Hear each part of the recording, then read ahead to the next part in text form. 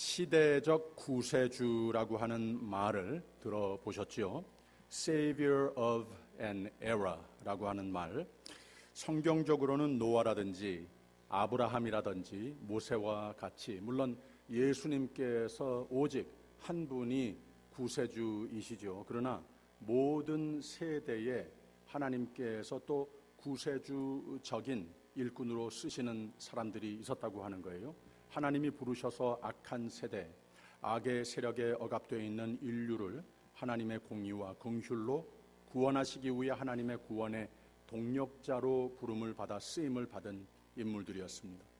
야곱, 요셉 사사시대의 위대한 인물들, 열왕기 시대의 왕들 중에 또는 모든 세대의 하나님의 음성이 됐던 선지자들이 있었고, 신약 시대에도 사도들과 조역이지만 뛰어난 천국을 위한 소명의식으로 산 사람들이 있었습니다. 7월의 구역공과에 나오는 주인공 바나바와 같은 그런 사람들도 많이 있었습니다. 시대적 구세주 역할을 산 인물들입니다. 그리고 더 나아가 교회사 속에서도 영웅적이고 세대에 따라 세상의 악의 세력을 영의 눈으로 볼 줄 알고 하나님의 음성을 들을 줄 알고 핍박을 아랑곳하지 않고 생명을 바쳐 하나님의 쓰임을 받아 천국의 진보를 위해 문자 그대로 헌신했던 인물들이 있습니다. 근데 이 모든 시대적 구세주적 삶을 잘 감당해서 역사의 한 장을 이룬 인물들은 세 가지의 신조가 그 모두들의 공통점이었던 것을 알 수가 있습니다. 첫째는 절대적으로 하나님을 믿어서 하나님을 바라고 하나님의 뜻을 바라고 사모하고 처한 환경과 여건 상관없이 하나님은 그의 은혜는 그의 강하신 오른팔은 나를 위해 일하신다. 하나님은 내 편이시다라고 신앙 고백이 있는 사람들이었습니다. 둘째로는 역시 절대적으로 하나님을 믿으니 하나님께 절대적인 충신하는 사람들이었습니다. 하나님의 뜻을 바라고 사모하니 절대적으로 하나님의 뜻, 하나님의 말씀을 믿고 순종하는 사람들이었습니다. 셋째는 그들의 생애는 하나님의 기적으로 둘러싼 생애가 됐습니다. 만 가지의 기적을 체험했지만 가장 역시 공통적인 기적들은 무엇이었는가 하면은 사랑의 기적, 이 사랑이 마음속으로부터 솟아나는 기적이 그들의 삶이었고 또 사랑의 손을 펼치는 기적들이 그들의 삶이었습니다. 하나님의 사람을 구원하는 손길, 부족함을 채우는 손길, 병을 낫게 하는 손길, 용서와 화평을 위한 손길들이었습니다. 왜 사랑의 기적, 구원의 기적, 치유의 기적, 용서의 기적, 새 생명의 기적들이 일어났는가? 당연하죠. 예수님께서 하시는 일이 그런 일이니까. 요한일서에서도 보면은 우리가 하나님을 육신의 눈으로 볼 수는 없는 것인데 우리가 사랑을 하면 하나님께서 보여지신다. 하나님께서 그 일을 하시고 그곳에 가 계신 하나님이시기 때문에 우리가 그곳에 가서 사랑을 하게 되면 당연히 하나님을 볼 수 있게 된다고 하는 거죠. 예수님이 많은 기적을 베푸셨지만 가장 많이 베푸신 기적들은 사랑의 사역들이었습니다. 다른 중요한 일을 위해서 길을 가다가도 다른 일 한창 하시던 도중이라도 사랑의 기회라면, 치유의 기회라면, 용서와 사람을 살릴 기회라면 그냥 지나치시거나 나중에로 미루는 그런 경우가 없었습니다. 사랑의 기회는 예수님께는 가장 항상 우선의 기회였습니다. 그래서 성경과 교회사와 인류 역사 자체에 가장 두드러지게 역사에 남아서 오늘까지도 경축을 받는 인물들은 누군가? 하나님을 잘 믿고 하나님을 잘 따르고 잘 순종해서 하나님의 사랑의 마음에 합한 자들이었습니다. 우리가 가장 고맙게 기억하고 모방하려고 나도 그렇게 살아야지 할 사람들은 뭘 많이 알고 모았고 대단한 무력의 상징의 인물들보다는 그렇지 못해도 우리에게 감동이 된 사랑의 삶, 희생의 삶, 절망이 채운 곳에 희망의 빛의 한 줄기가 됐던 사람, 아픔과 죽음이 두려운 곳에 치유와 생명을 선사한 인물들이었다고 하는 말입니다. 그리고 그렇지 않습니까? 우리 모두 한 인생을 살아오면서 가장 내 기억에 남는 사람들이 누굽니까? 나도 저 사람에게 배워야겠다. 짧은 인생을 저렇게 살다 가면 멋있는 것 아닌가. 이렇게 기억에 남는 사람들이 누굽니까?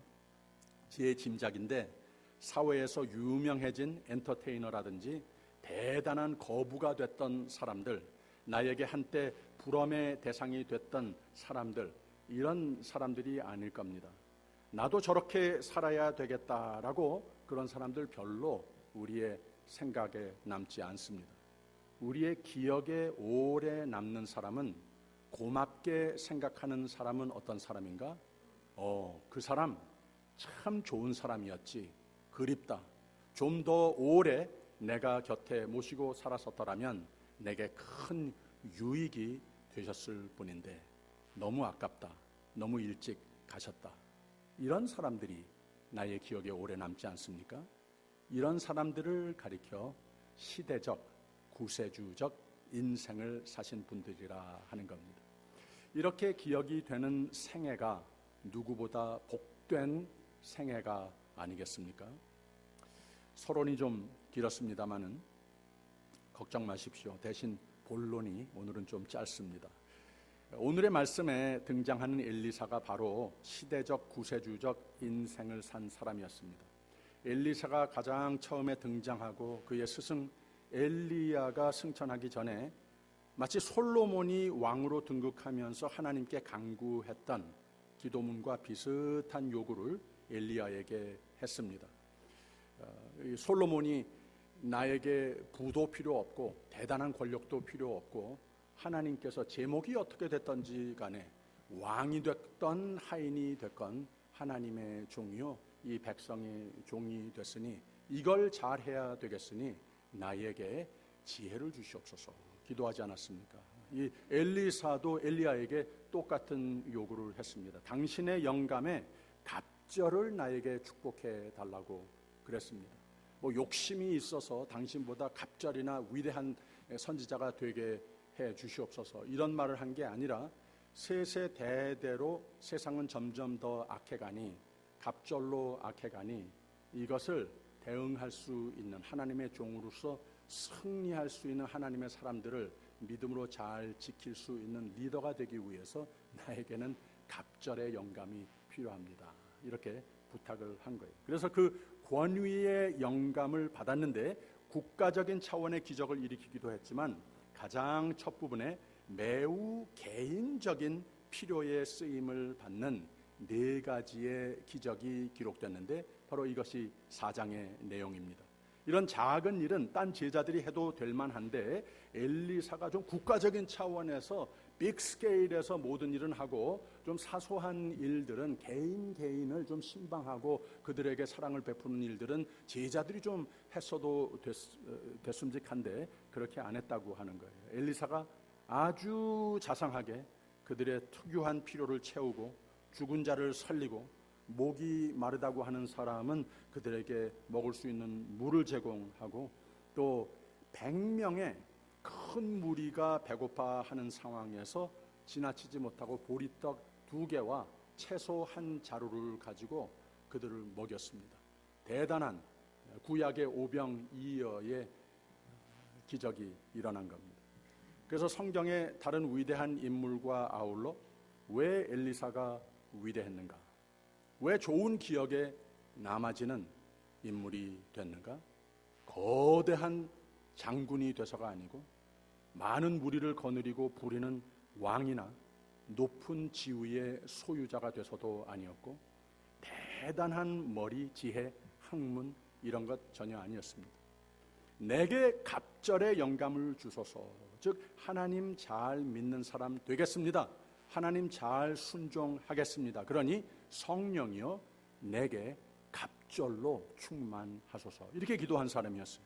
내가 어떻게 얼마나 오래 어떤 환경 여건 속에서 살는지는 그거는 하나님이 알으셔서 다 해 주십시오.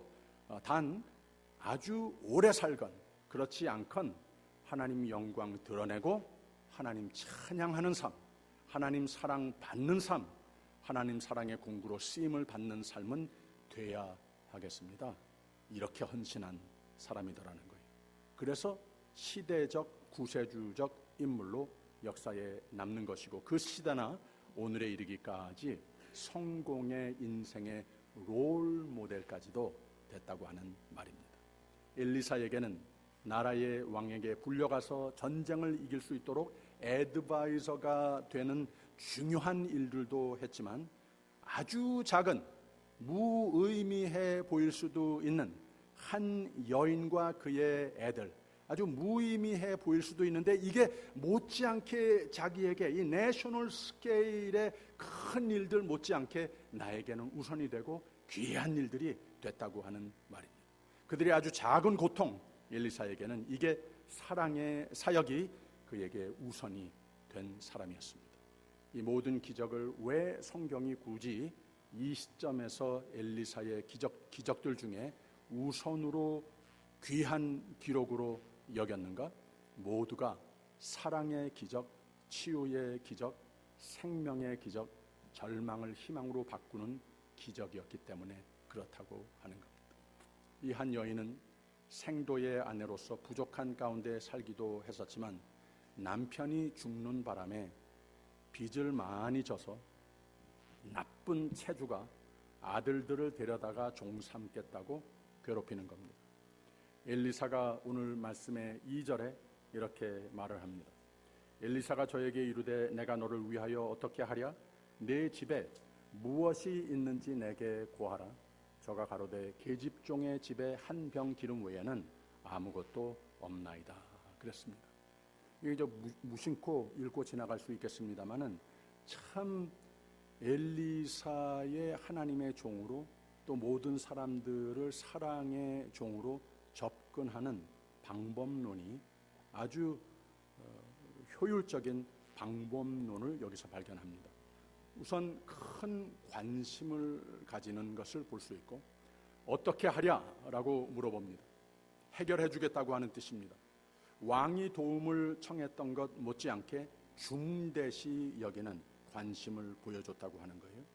그리고 구체적으로 효율적인 도움이 되기 위해서 이렇게 하면은 다 될 거야, 내가 아는 대로 그냥 말을 해버리고 지나치는 것이 아니라 우선 충분히 들어주는 성품입니다. 많은 사람은 누구를 돕기는 원하는데 상대방의 말을 들어주는 것, 구체적으로 어떤 말, 도움이 필요한지 상관없이 일방적으로 내 방식, 내 생각대로 말하고 처리를 해서 도움보다는 오히려 상처를 입히는 경우도 있습니다. 상담학에서 가장 기본 신조로 가르치는 바가 무엇인가 하면 be a good listener입니다. 많은 이론을 배우고 상담학의 심리학의 역사를 배우고 알고 그래야 되겠지만, 이거보다 더 중요한 것이 나 자신을 상담자로 아무 말 내 입에서 나오기도 전에 good listener, 잘 들어주는 이 훈련을 받는다고 하는 거예요. 그리고 해결책은 줄곧 대화적인 분위기를 조성해서 상담자는 facilitator, 이 촉진제 역할을 유지하면서 상담 대상자가 스스로 나와 대화하는 가운데에 내가 도와서 해결책을 내 도움으로 그가 스스로 발견하도록 하는 것이 가장 좋은 상담자이라는 말입니다. 바로 이 엘리사가 그런 사람이었다는 거예요. 관심으로 다가가서 진심으로 그를 위한 자세를 갖추고 진심으로 그의 모든 형편, 그의 원하는 것, 그의 필요한 것을 다 잘 들어준 후에 그의 필요한 것을 not my agenda, 내 생각에 그가 필요한 것이 아니라 이렇게 순수한 사랑의 자세로 다가가는 엘리사에게 하나님께서 큰 기적의 공구로 쓰시는 것을 알 수가 있습니다. 3절에 있는 말씀 보세요. 가로되 너는 밖에 나가서 모든 이웃에게 그릇을 빌라 빈 그릇을 빌되 조금 빌지 말고 라고 그랬습니다. 그 여인의 모든 형편의 얘기를 다 들어준 다음에 그 집안에 꼭 필요한 것을 다 채우는데 넘치도록 다 채웠더라 그랬습니다. 그릇에 다 찬지라 라고 그랬습니다. 그리고 생활이 그 후로부터는 하나님의 은혜가 우선이지만 바로 이 사랑의 마음과 손길로 다가갔기 때문에 그리고 그 집에 꼭 필요한 것을 내가 채워주리라 하는 이런 마음으로 접근했기 때문에 하나님께서 이렇게 사랑의 기적을 베풀어 주시더라고 하는 겁니다. 그래서 사랑이 있는 곳에는 하나님이 함께 하시고 하나님이 보인다고 하는 말이 그래서 있는 겁니다. 이 여자가 아들들이 그 나라 왕이나 위대한 유명한 사람 많겠지만 이 여자에게는 평생 아이들에게 누가 가장 기억에 남도록 이 사람은 참 멋진 사람이니 이 사람은 꼭 기억해라 이렇게 가르쳤겠습니까? 열심히 공부해서 저 왕같이 돼야 돼? 대통령 돼야 돼? 그랬겠습니까?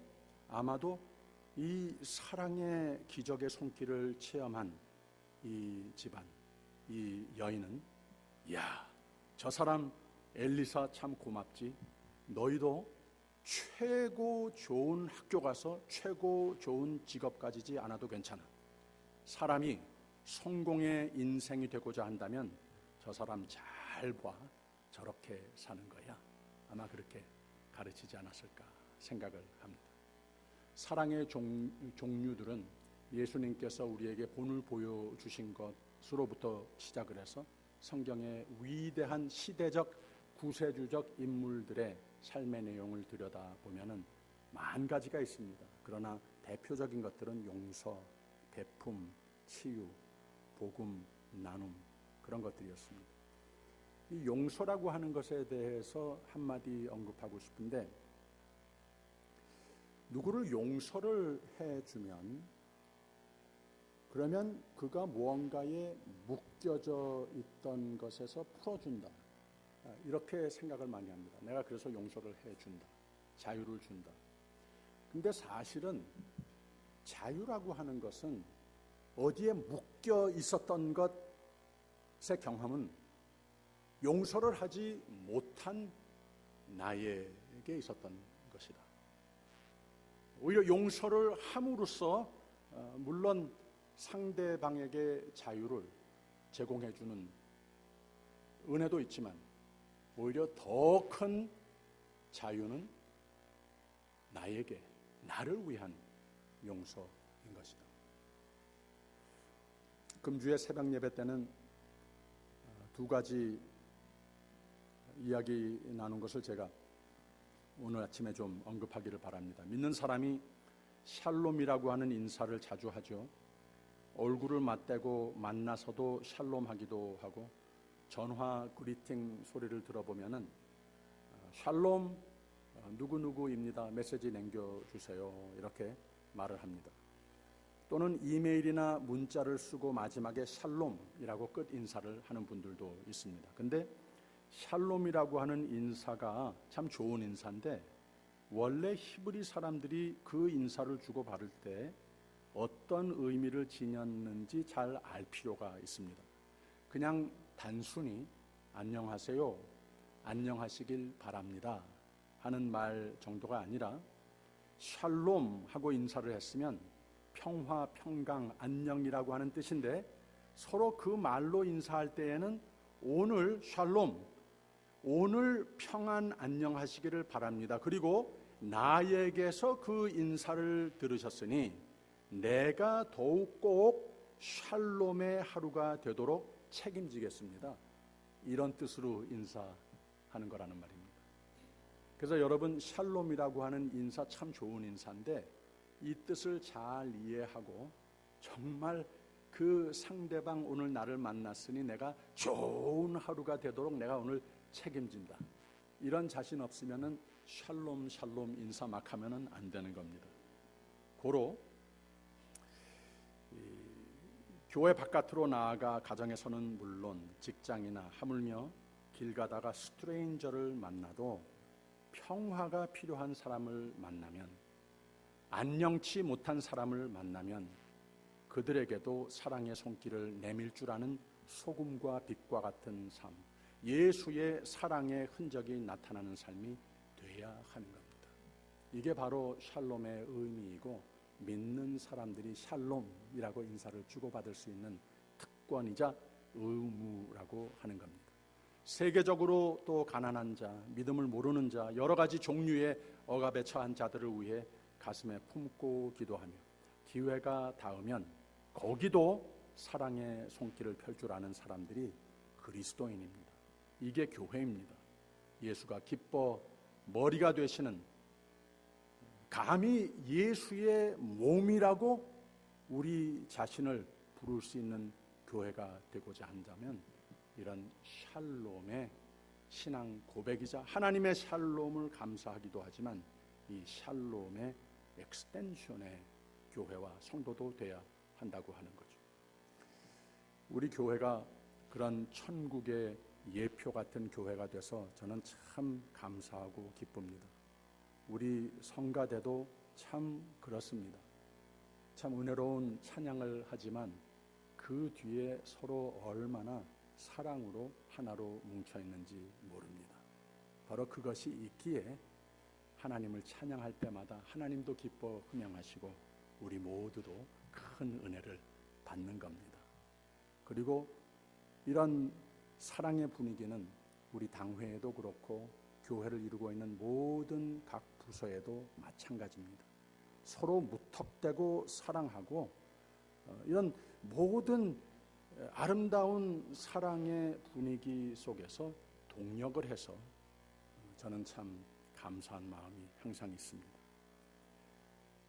그리고 어제 토요일 새벽에는 이런 말씀을 나눴어요. 예수가 누구이신가? 또 교회는, 성도는 누구인가? 예수님은 오직 유일하신 세상을 하나님의 품으로, 하나님과 화목으로, 구원으로 다시 인도하실 화목 제물이 되심을 선포했습니다. 십자가 중심의 그리스도론, 구원론을 성경은 가르칩니다. 사흘째 되는 날 부활이시며 믿음으로 말미암는 부활에 동참할 우리 모두의 부활의 첫 열매가 되셨습니다. 이게 간단히 말하면 무슨 말인가 하면 예수님은 우리에게 생명을 주시기 위해서 죽으셨다고 하는 말입니다. 죽음으로 사신 예수님이시라고 하는 말입니다. 죽음으로 예수님도 사시고 죽어야 할 온 인류를 살리시는 모든 이름 위에 하나님이 높이셨고 모든 무릎이 그 앞에 꿇을 수밖에 없는 영광 중 영광의 예수님이시라고 하는 말입니다. 그리고 너희가 나를 따르려면, 우리가 예수님 왜 따릅니까? 세상이 줄 수 없는 평강과 생명, 영생 영락을 누리기 위해서 예수님 따르는 것 아니겠습니까? 그런데 예수님께서 예수님을 따르는 방법을 또 가르쳐 주셨는데, 내 자신을 부인하고 내 십자가를 지고 나를 따르라 그랬습니다. 그러시면서 덧붙이신 말씀이 누구든지 제 목숨을 구원코자 하면 잃을 것이요 누구든지 나를 위하여 제 목숨을 잃으면 찾으리라 그랬습니다. 하나님은 예수 안에서 우리와 화목하며 우리도 살고 예수도 살기 위해서 죽으셨다고 하는 말입니다. 그러므로 우리도 진정 하나님이 기뻐하시고 칭찬하시고 영생 영락과 아울러 생명의 삶, 평강의 삶, 사람들의 칭송을 받는 사람이 되려면 죽어야 한다는 말입니다. 그런 말이 있죠. 너 살고 나 살자. 아마 이 세상의 가장 최고의 윤리관적인 말이 아닐까. 너도 좋고 나도 좋고 우리 다 같이 살자. 근데 그게 잘 안 될 때도 있습니다.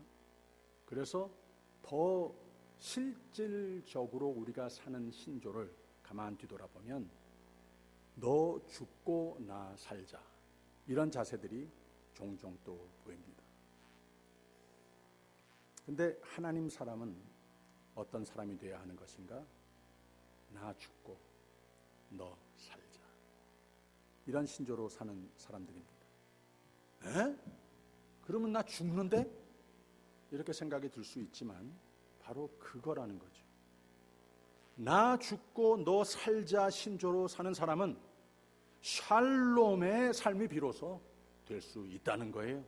진정 예수를 따르는 삶이 되는 겁니다. 그래서 너 나 다 살리는 생명을 주는 삶, 모두가 더불어 생명의 삶을 누리는 삶이 된다고 하는 말입니다. 할렐루야. 시대적 구세주적 삶, 너무 이 말이 거창합니까? 그런 말이 있죠. Church is in midst a broken world라고 하는 말이 있습니다. 항상 그랬습니다. 이곳에서 우리 참 하나님의 은혜로 충만한 예배를 드리고 아름다운 친교를 하고 섬기고 그럽니다마는 교회를 둘러싸고 있는 세상은 망가진 곳이 참 많습니다.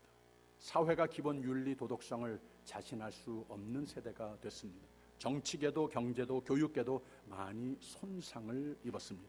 가정도 사회학적 통계들을 보면 놀랄 정도로 망가졌습니다. 이웃 동네 커뮤니티라고 하는 이런 말 개념, 오늘의 젊은 세대들은 what is that? 그거 자체의 필요성도 못 느끼고 경험을 못 해봤습니다. 교회가 안 그래야 되는데 교우들 간에 동역자들 간에 함께 한 몸이 이루어졌다고 교리는 아는데 너무 종종 서로와 쉽게 틀어지고 미워하고 실망스러운 모습으로 서로에게 대하고 상처되는 말을 너무 함부로 하고 조금 내 마음에 안 들면 교회 리더들을 올렸다 끌어내렸다 하고 존경의 대상이라고 하는 것 참 하늘의 별 따기 같이 됐습니다. 정말 문자 그대로 성자가 돼야 하게 됐습니다. 이 모든 것 예수를 따르는 내가 돼야 한다 하지만 시대적 구세주라고 말하면 좀 부담이 될는지 모르겠어요. 그래서 아마 많은 이들은 그냥 나 혼자 잘하자, 조용히 있자, 이런 정도가 크리스찬이라면 예수님께서 오늘도 여전히 요구하시는 너희는 세상의 소금이라 빛이라 복음의 등대라, 여기에 부합된 삶은 되지 못한다고 하는 거죠. 이런 말도 있어요. 무엇이 망가졌으면, 무엇가 깨졌으면 와, 속수무책이라고 그냥 바라볼 것만이 아니라 망가진 깨진 조각들이 많이 늘어져 있지만 이걸 어떻게 하지? 하고 바라만 볼 것이 아니라 거기서 아주 작은 브로큰 피스 조각 2개만 집어서라도 그 2개를 이렇게 합치려고 노력하는 것으로 시작이 되는 거라고 하는 말이죠. 망가진 나를 때로는 산산조각으로 깨진 듯한 나의 삶을 하나님은 놀라운 은혜로 살리시고 믿음으로 살게 하셔서 승리의 삶을 축복하신 하나님께 감사하십시다. 또 그 방법으로는 나의 죄, 나의 연약함, 나의 죽어야 함을 의롭다 여겨주시고 사랑스럽다 하시며 늘 새 힘과 소망이 되어주시고 영생과 아울러 모든 것을 다 채워주시는 주님께 감사합시다. 할렐루야. 더욱 감사로 넘치며 더욱 행복과 더욱 형통의 생명이 되라고 내 주위를 돌아보며 망가진 삶, 연약해진 삶, 불화가 있는 관계, 절망해서 죽고 싶다고 하는 자를 알면 그곳에 시대적 구세주는 못 돼도 사랑이 필요한 곳에 외롭고 몸이 아픈 자들, 가난과 절망 가운데 있는 사람들, 그 작은 상황에서 상황적 평화의 도구는 될 수 있지 않겠는가. 사랑의 공구, 치유와 위로의 음성과 손길은 돼줄 수 있지 않는가. 그곳에 하나님의 놀라운 구세주의 은혜의 기적의 손길이 함께 하시는 줄을 믿으시길 바랍니다.